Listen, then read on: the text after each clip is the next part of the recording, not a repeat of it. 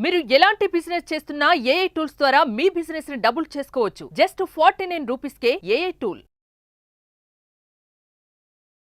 Birth tourism ఈ మధ్య ఈ కాన్సెప్ట్ చాలా ప్రమోట్ అవుతుంది. ముఖ్యంగా రష్యన్ కాంటెక్స్ట్‌లో. అసలు ఏంటి బర్త్ టూరిజం? చాలామంది రష్యన్ అమ్మాయిలు ప్రెగ్నెంట్ లేడీస్ అర్జెంటీనా వెళ్ళి అక్కడ పిల్లలకి డెలివరీ ఇస్తున్నారంట. ఎందుకలా? ఉక్రెయిన్ వార్ తర్వాత ఆర్థికంగా, సామాజిక పరంగా రష్యా అంత స్టేబుల్‌గా లేదంట. రష్యాలో కమింగ్ బడ్జెట్ మనం 2025 బడ్జెట్ చూస్తే దాదాపు 1/3 బడ్జెట్ 33% ఆఫ్ ద బడ్జెట్ డిఫెన్స్‌కే ఖర్చు పెడుతున్నారు. Health schemes, social welfare schemes తక్కువ. అదే డెలివరీస్ కానీ, బేబీ హెల్త్ కేర్ కానీ ఇదంతా అర్జెంటీనాలో చాలా బెటర్‌గా ఉందంట. అంతేకాదు రష్యాలో కాన్స్క్రిప్షన్ అని ఒకటుంది. కాన్స్క్రిప్షన్ అంటే కంపల్సరీ మిలిటరీ సర్వీస్. 18 సంవత్సరాల నుంచి 30 సంవత్సరాల మధ్య ఉన్న యువకులు ఖచ్చితంగా మిలిటరీలో కొంతకాలం పనిచేయాలి. అది కూడా తప్పించుకోవచ్చు. రష్యాకు చెందిన చాలామంది యువకులు కానీ, యువతులు కానీ ఇతర దేశాలు ఎక్కడైతే వాళ్ళకి యాక్సెస్ ఉందో అక్కడికి పారిపోతున్నారు. అక్కడికి వెళ్ళి ఆవాసాలు ఏర్పరచుకుంటున్నారు. ముఖ్యంగా థాయిలాండ్. థాయిలాండ్‌లో పుకెట్ అనే ఒక చిన్న దీవి ఉంది. దానిలో వెళ్ళి చాలామంది రష్యన్స్ సెటిల్ అయిపోయారంట. ఇవన్నీ ఎందుకు జరుగుతున్నాయంటే రష్యాలో ఉన్న ఎకనమిక్ కండిషన్స్‌ని కానీ, రష్యాలో ఉన్న కొన్ని అథారిటేరియన్ రూల్స్‌ని గానీ, లేదా రష్యాకు సంబంధించి వాళ్ళకి కాన్స్క్రిప్షన్ థింగ్స్ గానీ, ఇవన్నీ తప్పించుకుని ఉండేందుకు వీళ్ళు రష్యా నుంచి బయటికెళ్తున్నారు. ముఖ్యంగా సైబీరియా నుంచి మనం ట్రావెల్ చేస్తే గనక అర్జెంటీనా వాళ్ళకి చాలా దగ్గరగా ఉంటది. అండ్ అర్జెంటీనాలో కొన్ని rules, visa free travel rules ఇవన్నీ చాలా లిబరల్‌గా ఉంటాయి. ఇంకొక ప్రధానమైన విషయం ఏంటంటే రష్యా, అర్జెంటీనా ఈ 2 దేశాలు కూడా డ్యూయల్ సిటిజన్‌షిప్‌ని యాక్సెప్ట్ చేస్తున్నాయి. అంటే 2 పౌరసత్వాలు కలిగి ఉండొచ్చనమాట. ఉదాహరణకి ఇండియా ఏక పౌరసత్వం. నువ్వు ఇండియన్ సిటిజన్ అయితే ఇతర దేశంలో సిటిజన్‌షిప్ తీసుకోకూడదు. తీసుకుంటే ఇండియన్ సిటిజన్‌షిప్ నువ్వు ఫోర్‌గో అవ్వాలనమాట. కానీ రష్యా, అర్జెంటీనా ఇలాంటి రూల్ లేదు. వాళ్ళు డ్యూయల్ సిటిజన్‌షిప్‌ని యాక్సెప్ట్ చేస్తారు. సో చాలామంది రష్యన్ అమ్మాయిలు అర్జెంటీనాకెళ్ళి పిల్లల్ని కంటున్నారు. లాస్ట్ ఇయర్ దాదాపు 10,000 మంది రష్యన్స్ అర్జెంటీనాలో పిల్లల్ని కన్నారంట. ఇది గమనిస్తే మనకు అర్థమవుద్ది అక్కడ ఎంత ఈజీయో. ఈ సిటిజన్‌షిప్ ఏదైతే పిల్లల ద్వారా వచ్చిందో ఈ బేబీస్ యాంకర్ బేబీస్ అంటాం. ఇలా పుట్టిన బేబీస్‌ని. వీళ్ళ ద్వారా తల్లిదండ్రులకి పర్మనెంట్ రెసిడెన్సీ అలాంటివి వస్తాయి ఆ దేశాల్లో. జనరల్‌గా దేశాల్లో పౌరసత్వానికి సంబంధించి 2 రకాల రూల్స్ ఉంటాయన్నమాట. యుస్ సాంగ్విన్స్, యుస్ సోలి అని చెప్పి. యుస్ సాంగ్విన్స్‌లో మనకి బ్లడ్ రిలేషన్‌షిప్, పేరెంటల్ రిలేషన్‌షిప్ ఇలాంటివి చూపించాలన్నమాట. యుస్ సోలీలో ప్లేస్ ఆఫ్ బర్త్ అక్కడికెళ్ళి అక్కడ పుడితే అంటే ఆ సన్స్ ఆఫ్ సాయిల్ అనమాట. ఆ భూమి మీద పుడితే ఆటోమేటిక్‌గా సిటిజన్‌షిప్ వస్తది. ఉదాహరణకి అమెరికా ఉందనుకోండి. అమెరికా ఇప్పటి వరకు కూడా యుస్ సోలీని రికగ్నైజ్ చేస్తది. అంటే ఏంటి? ఎవరైనా ఎళ్లి అమెరికాలో పిల్లల్ని కంటే ఆ పిల్లవాడికి అమెరికన్ సిటిజన్‌షిప్ వస్తదనమాట. ఇండియాలో యుస్ సాంగ్విన్స్‌ని మనం రికగ్నైజ్ చేస్తాం. అంటే ఇక్కడ బ్లడ్ రిలేషన్‌షిప్, పేరెంటల్ థింగ్స్ అన్నీ చూస్తాం అనమాట. సో మీరు గమనిస్తే Donald Trump first time American ప్రెసిడెంట్‌గా ఉన్నప్పుడు 1.0లో ఒక స్టేట్మెంట్ ఇచ్చారు. ఎవరు పడితే వాళ్ళు అమెరికాకొచ్చేసి పిల్లల్ని కనేసి పిల్లలకి సిటిజన్‌షిప్ ఇప్పించేసుకుంటున్నారు. నేను దాన్ని రిస్ట్రిక్ట్ చేయాలనుకుంటున్నానని చెప్పి. బర్త్ రైట్ సిటిజన్‌షిప్ అంటాం దాన్ని. దాన్ని తీసేయాలని ట్రంప్ కూడా అక్కడ అనుకుంటున్నారనమాట. సో ప్రపంచవ్యాప్తంగా 2 రకాలుగా సిటిజన్‌షిప్ పౌరసత్వాన్ని మనం అన్వయిస్తూ ఉంటాము. అమెరికాలో యుస్ సోలీస్ ఉంది. అలానే అర్జెంటీనాలో కూడా యుస్ సోలీస్ ఉంది. అంటే అక్కడ పుడితే అక్కడ పిల్లలు అవుతారనమాట. అండ్ అర్జెంటీనాకి గాని, రష్యా గాని ఒక అడ్వాంటేజ్ ఏంటంటే అక్కడ పుట్టిన పిల్లలకి డ్యూయల్ సిటిజన్‌షిప్ కూడా అలౌ చేస్తారు. ఒక రష్యన్ పిల్లలు ఎళ్లి అక్కడ పుట్టారనుకోండి పేరెంట్స్‌కెళ్ళి, అక్కడ సిటిజన్‌షిప్ వస్తే రష్యన్ సిటిజన్‌షిప్ కూడా తెచ్చుకోవచ్చనమాట. ఉదాహరణకి రీసెంట్‌గా మెక్సికోలో మొట్టమొదటి వుమెన్ ప్రెసిడెంట్ అయ్యారు. క్లాడియా షిన్బామ్. ఈవిడ యాక్చువల్లీ జూయిష్ పేరెంట్స్‌కి పుట్టారనమాట. కానీ పుట్టింది మెక్సికోలో. ఇప్పుడు ఆవిడ మెక్సికన్ ప్రెసిడెంట్ అవ్వగలిగారు. అలా కొన్ని దేశాలు ఆ బర్త్ రైట్ సిటిజన్‌షిప్‌ని ఇస్తాయన్నమాట. ఇవన్నీ ఒక పక్కన ఉంటే ఇంకో పక్కన పాపులేషన్ అనేది, జనాభా అనేది ఒక అసెట్, ఒక ఆస్తి దేశానికని చెప్పొచ్చు. రష్యాలో టీఎఫ్ఆర్ బాగా తగ్గిపోతుంది. దాదాపు 1.4కి పడిపోయిందనమాట. రష్యాలో ఇప్పుడు పిల్లల కంటే ఇన్సెంటివ్స్, మినిస్ట్రీ ఆఫ్ సెక్స్ అని చెప్పి కొత్తగా ఒక మినిస్ట్రీ కూడా పెట్టాలని ఆలోచనలో ఉన్నారు. అంతేకాదు వర్క్ ప్లేసెస్‌లో కూడా బ్రేక్స్ ఇచ్చి పిల్లల్ని కనమని ప్రోత్సహిస్తున్నారు. రష్యాలో ఇప్పుడు పాపులేషన్ చాలా అవసరం. రష్యాలో జనాభా తగ్గిపోయి యుద్ధం చేయడానికి కూడా ఎవరు లేరనమాట. దాంతో హౌతీస్‌ని, ఇంకో పక్క నార్త్ కొరియన్స్‌ని తీసుకొచ్చి వాళ్ళ తరపున ఉక్రెయిన్ మీద యుద్ధానికి పంపిస్తున్నారు. సో అటువంటి పరిస్థితి రష్యాకొచ్చిందనమాట. ఉదాహరణకి సౌత్ కొరియా 2100 లేదా 2150 ఏడీ ఈ టైంకి సౌత్ కొరియా కంప్లీట్‌గా డిసప్పేర్ అవుద్దంట. అక్కడ జనాభా ఉండరంట. అసలు కొత్తగా పాపులేషన్ పెరగట్లేదంట అక్కడ. సో చాలా దేశాలు పాపులేషన్ తగ్గించడానికి ప్రయత్నం చేసి, తగ్గించుకుని తర్వాత పెంచడానికి మాత్రం చాలా విఫలం అవుతున్నాయన్నమాట. కాబట్టి భారతదేశం కూడా దీనిలోంచి ఒక లెసన్ అయితే నేర్చుకోవాలన్నమాట. దేశంలో జనాభా అనేది ఎసెట్‌లా ఎలా వాడుకోవాలి అనేది కూడా చాలా ఇంపార్టెంట్. వీటన్నిటితో పాటు ఈ మధ్య మనం గమనిస్తే సోవెనిటీ అనే కాన్సెప్టే పూర్తిగా నీరుగారిపోతుంది, డైల్యూట్ అవుతుందని చెప్పొచ్చు. ముఖ్యంగా మీరు రష్యా యుద్ధం చూడండి, రష్యా యుక్రెయిన్ వార్‌లో ఎవరో ఎళ్లి వార్ ఫైట్ చేస్తున్నారు. ఎందుకు ఫైట్ చేస్తున్నారు? ఇంతకుముందు వార్ అనేది జనం ప్రభుత్వం తరపున వాళ్ళ హక్కులు కాపాడుకోవడానికి ఇతర దేశాలు వచ్చి ఆక్యుపై చేస్తే ఫైట్ చేసేవాళ్ళు.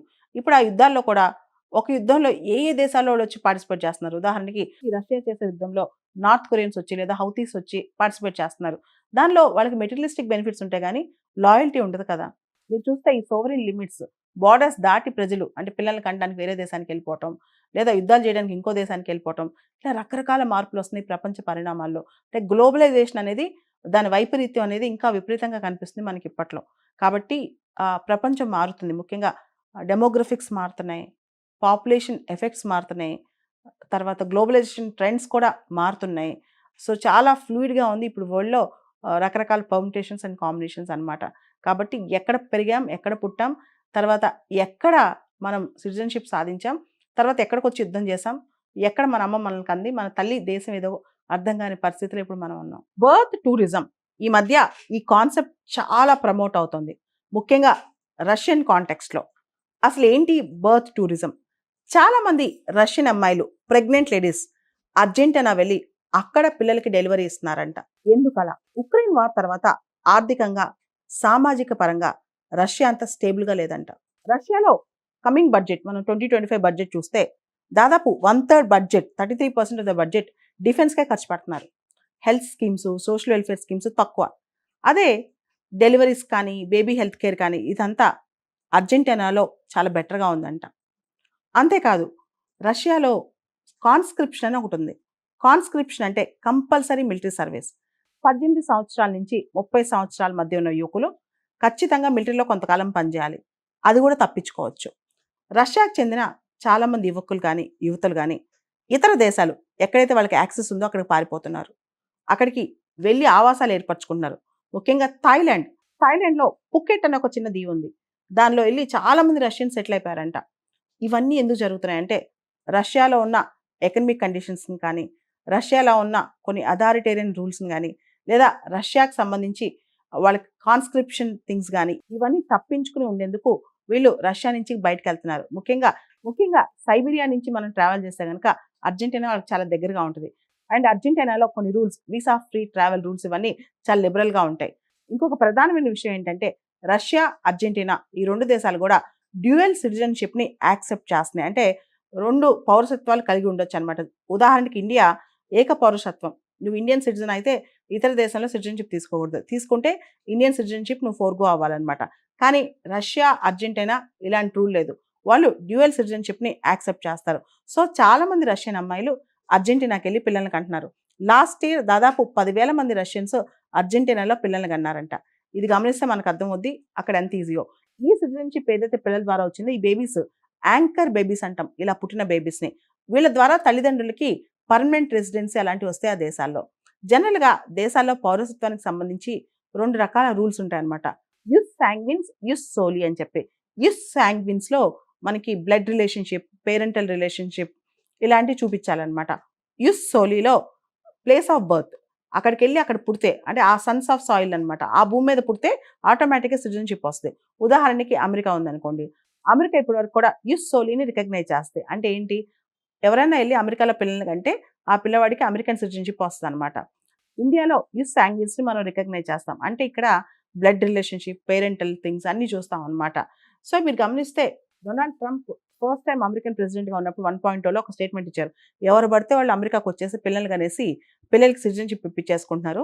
నేను దాన్ని రిస్ట్రిక్ట్ చేయాలనుకుంటున్నానని చెప్పి. బర్త్ రైట్ సిటిజన్‌షిప్ అంటాం దాన్ని. దాన్ని తీసేయాలని ట్రంప్ కూడా అక్కడ అనుకుంటున్నారనమాట. సో, ప్రపంచవ్యాప్తంగా 2 రకాలుగా సిటిజన్‌షిప్ పౌరసత్వాన్ని మనం అన్వయిస్తూ ఉంటాము. అమెరికాలో యుస్ సోలీస్ ఉంది. అలానే అర్జెంటీనాలో కూడా యుస్ సోలీస్ ఉంది. అంటే అక్కడ పుడితే అక్కడ పిల్లలు అవుతారనమాట. అండ్ అర్జెంటీనాకి గాని, రష్యా గాని ఒక అడ్వాంటేజ్ ఏంటంటే అక్కడ పుట్టిన పిల్లలకి డ్యూయల్ సిటిజన్‌షిప్ కూడా అలౌ చేస్తారు. ఒక రష్యన్ పిల్లలు ఇలా అక్కడ పుట్టారనుకోండి పేరెంట్స్‌కెళ్ళి, అక్కడ సిటిజన్‌షిప్ వస్తే రష్యన్ సిటిజన్‌షిప్ కూడా తెచ్చుకోవచ్చనమాట. ఉదాహరణకి రీసెంట్‌గా మెక్సికోలో మొట్టమొదటి వుమెన్ ప్రెసిడెంట్ అయ్యారు. క్లాడియా షిన్బామ్. ఈవిడ యాక్చువల్లీ జూయిష్ పేరెంట్స్‌కి పుట్టారనమాట. కానీ పుట్టింది మెక్సికోలో. ఇప్పుడు ఆవిడ మెక్సికన్ ప్రెసిడెంట్ అవ్వగలిగారు. అలా కొన్ని దేశాలు ఆ బర్త్ రైట్ సిటిజన్‌షిప్‌ని ఇస్తాయన్నమాట. ఇవన్నీ ఒక పక్కన ఉంటే ఇంకో పక్కన పాపులేషన్ అనేది, జనాభా అనేది ఒక అసెట్, ఒక ఆస్తి దేశానికని చెప్పొచ్చు. రష్యాలో టీఎఫ్ఆర్ బాగా తగ్గిపోతుంది. దాదాపు 1.4కి పడిపోయిందనమాట. రష్యాలో ఇప్పుడు పిల్లల కంటే ఇన్సెంటివ్స్, మినిస్ట్రీ ఆఫ్ సెక్స్ అని చెప్పి కొత్తగా ఒక మినిస్ట్రీ కూడా పెట్టాలని ఆలోచనలో ఉన్నారు. అంతేకాదు వర్క్ ప్లేసెస్‌లో కూడా బ్రేక్స్ ఇచ్చి పిల్లల్ని కనమని ప్రోత్సహిస్తున్నారు. రష్యాలో ఇప్పుడు పాపులేషన్ చాలా అవసరం. రష్యాలో జనాభా తగ్గిపోయి యుద్ధం చేయడానికి కూడా ఎవరు లేరనమాట. దాంతో హౌతీస్‌ని, ఇంకో పక్క నార్త్ కొరియన్స్‌ని తీసుకొచ్చి వాళ్ళ తరపున ఉక్రెయిన్ మీద యుద్ధానికి పంపిస్తున్నారు. సో, అటువంటి పరిస్థితి రష్యాకొచ్చిందనమాట. ఉదాహరణకి సౌత్ కొరియా 2100 లేదా 2150 ఏడీ ఈ టైంకి సౌత్ కొరియా కంప్లీట్‌గా డిసప్పేర్ అవుద్దంట. అక్కడ జనాభా ఉండరంట. అసలు కొత్తగా పాపులేషన్ పెరగట్లేదంట అక్కడ. సో, చాలా దేశాలు పాపులేషన్ తగ్గించడానికి ప్రయత్నం చేసి, తగ్గించుకుని తర్వాత పెంచడానికి మాత్రం చాలా విఫలం అవుతున్నాయన్నమాట. కాబట్టి భారతదేశం కూడా దీనిలోంచి ఒక లెసన్ అయితే నేర్చుకోవాలన్నమాట. దేశంలో జనాభా అనేది ఎసెట్లా ఎలా వాడుకోవాలి అనేది కూడా చాలా ఇంపార్టెంట్. వీటన్నిటితో పాటు ఈ మధ్య మనం గమనిస్తే సోవెనిటీ అనే కాన్సెప్టే పూర్తిగా నీరుగారిపోతుంది. డైల్యూట్ అవుతుందని చెప్పొచ్చు. ముఖ్యంగా మీరు రష్యా యుద్ధం చూడండి. రష్యా, ఉక్రెయిన్ వార్‌లో ఎవరో ఎళ్లి వార్ ఫైట్ చేస్తున్నారు. ఎందుకు ఫైట్ చేస్తున్నారు? ఇంతకుముందు వార్ అనేది జనం ప్రభుత్వం తరపున వాళ్ళ హక్కులు కాపాడుకోవడానికి ఇతర దేశాలు వచ్చి ఆక్యుపై చేస్తే ఫైట్ చేసేవాళ్ళు. ఇప్పుడు ఆ యుద్ధాల్లో కూడా ఒక యుద్ధంలో ఏ దేశాల్లో వాళ్ళొచ్చి పార్టిసిపేట్ చేస్తున్నారు. ఉదాహరణకి ఈ రష్యా చేసే యుద్ధంలో నార్త్ కొరియన్స్ వచ్చి లేదా హౌతీస్ వచ్చి పార్టిసిపేట్ చేస్తున్నారు.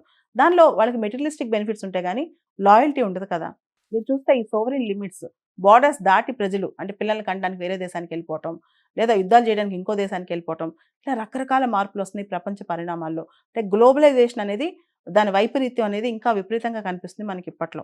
కాబట్టి ప్రపంచం మారుతుంది. ముఖ్యంగా డెమోగ్రఫిక్స్ మారుతున్నాయి. పాపులేషన్ ఎఫెక్ట్స్ మారుతున్నాయి. తర్వాత గ్లోబలైజేషన్ ట్రెండ్స్ కూడా మారుతున్నాయి. సో, చాలా ఫ్లూయిడ్‌గా ఉంది ఇప్పుడు వరల్డ్‌లో రకరకాల పర్ముటేషన్స్ అండ్ కాంబినేషన్స్ అనమాట. కాబట్టి ఎక్కడ పెరిగాం, ఎక్కడ పుట్టాం, తర్వాత ఎక్కడ మనం సిటిజన్‌షిప్ సాధించాం, తర్వాత ఎక్కడికొచ్చి యుద్ధం చేశాం, ఎక్కడ మన అమ్మ మనల్ని కంది, మన తల్లి దేశం ఏదో అర్థం కాని పరిస్థితిలో ఇప్పుడు మనం ఉన్నాం.